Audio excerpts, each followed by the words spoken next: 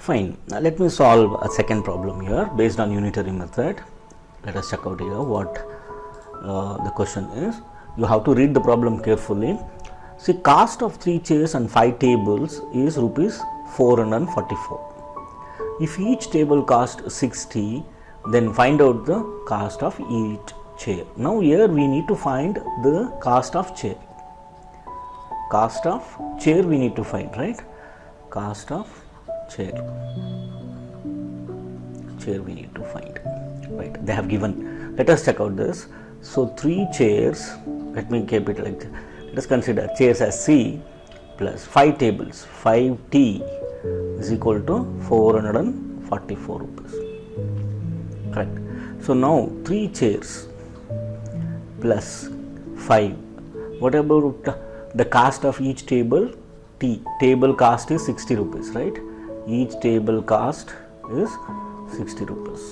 5 into 60 is equal to 444. Now 3C, 3 chairs plus 5 into 60, 65 is 6 5s are 30, that is 300 is equal to 444. Now what happens here? 3C, I will transfer this to the right hand side. 3 chairs cost is equal to 444 minus 300, right?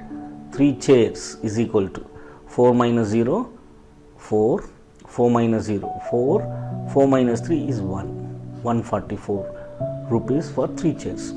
Now what we are supposed to find? We are supposed to find for each chair. So 1 chair is equal to 144, that divided by 3, correct? Now simplify it. 3 4s are 3 1s are 3 4s are 12 to remainder, correct? 24, 3 8s are 48.